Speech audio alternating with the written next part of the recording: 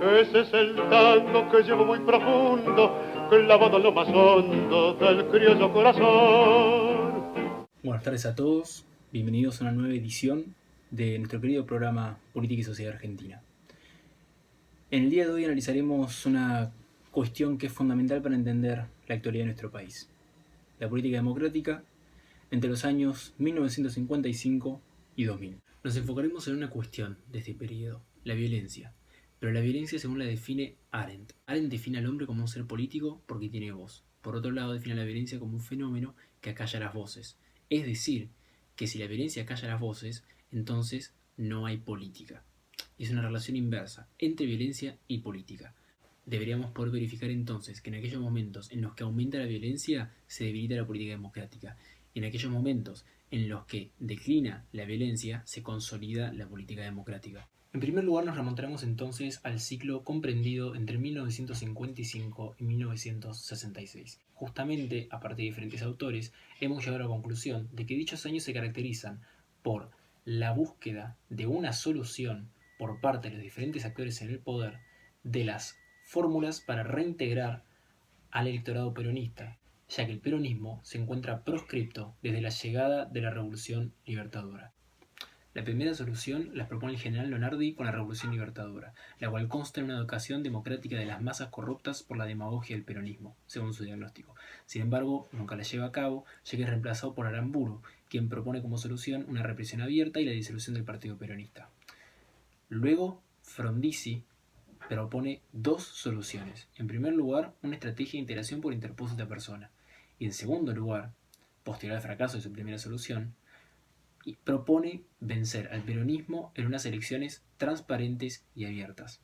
Luego del fracaso de esta solución, aparece el Plan Martínez durante el gobierno de Guido, que fracasa también. Ante los sucesivos fracasos, las Fuerzas Armadas deciden cambiar su prioridad. Ahora quieren evitar un triunfo ugrista o peronista, por lo cual mediante una estrategia de respuesta flexible confunden al electorado y a los actores partidarios sobre cuáles son las reglas electorales que rigen.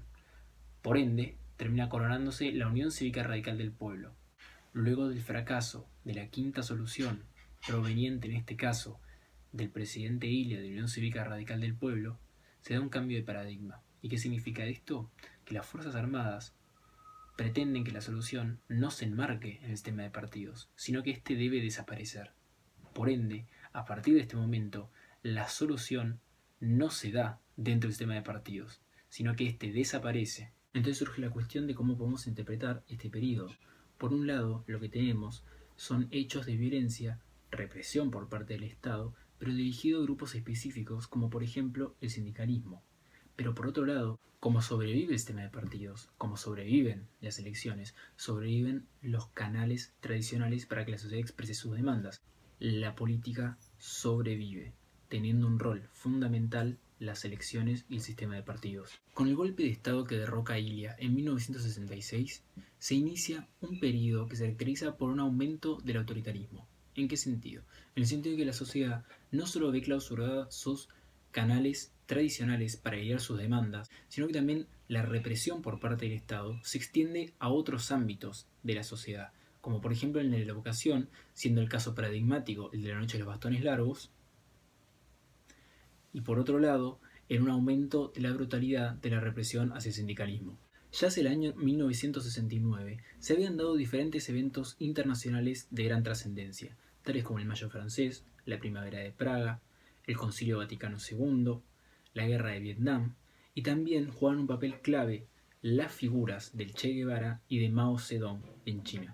Todos estos eventos y figuras internacionales se combinaron para crear imaginarios comunes que proclamaban la necesidad de modificar las estructuras políticas y económicas. Por otro lado, el éxito logrado tanto por estas figuras como por estos eventos internacionales llevó a que se considerara válido y como una vía exitosa la acción colectiva y la resistencia. Estos movimientos de liberación nacional internacionales tuvieron su impacto en una sociedad argentina agobiada por la represión estatal. El año 1969 se caracteriza entonces por ser el origen de estas rebeliones populares que implicaron un golpe fuertísimo para el régimen autoritario de Onganía, siendo los casos paradigmáticos el cordobazo y el rosariazo. El éxito de estos movimientos no solo se vio en el debilitamiento del gobierno de Onganía, sino que también, como consecuencia, constituyó una nueva identidad, todos aquellos individuos que, sin importar su sector social, pretendían cambiar el statu quo,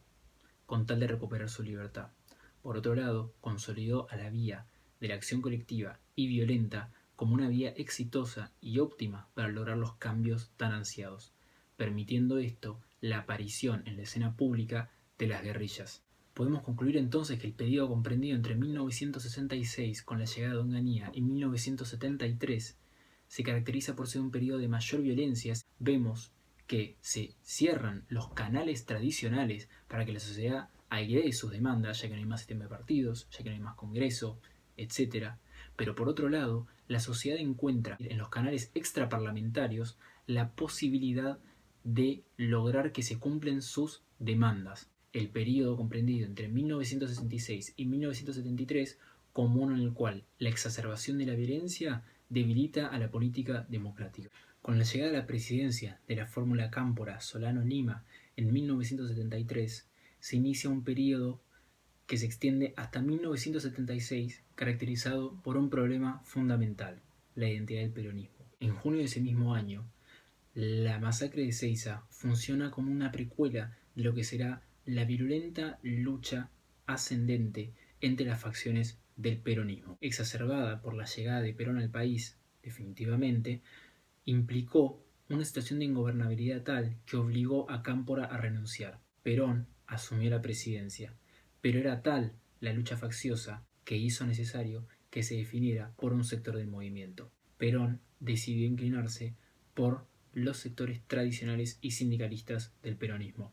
Las organizaciones sindicales se han mantenido inconmovibles. Unos imberbes pretenden tener más méritos que los durante 20 años lucharon. En respuesta a esta ofensiva, la guerrilla intensificó su accionar, exacerbando sus acciones una vez que se consumó la ruptura con el líder. Entonces, ¿cómo podemos caracterizar el periodo comprendido entre 1973 y 1976? Se trata de un caso de ambivalencia, ya que por más que la sociedad efectivamente recupera la posibilidad de expresarse a partir de las elecciones, es decir, existe la política democrática, hay una violencia exacerbada principalmente por la puja facciosa de los sectores peronistas. El 24 de marzo de 1976 comenzó el periodo conocido como el Proceso de Reorganización Nacional, que se extendería hasta 1982. Presentaba dos rupturas en relación a las experiencias militares anteriores. En primer lugar, no le otorgó la misma importancia que le otorgaron los regímenes anteriores a la relación con los actores civiles. Y en segundo lugar, la radicalidad del diagnóstico sobre la sociedad argentina. A esta la presentaba como un cuerpo enfermo por un tumor que debe ser extirpado, el cual consistía en el secuestro de personas, su traslado hacia centros clandestinos de detención, donde eran torturados y mayoritariamente desaparecidos. Esta desaparición del cuerpo no solo lograba escapar a los controles ex post sobre el paradero del cuerpo, sino que también lograba desmovilizar a la sociedad mediante el terror y el secreto. Tenemos al candidato radical Raúl Alfonsín, quien hizo de la cuestión de los derechos humanos un eje fundamental de su campaña.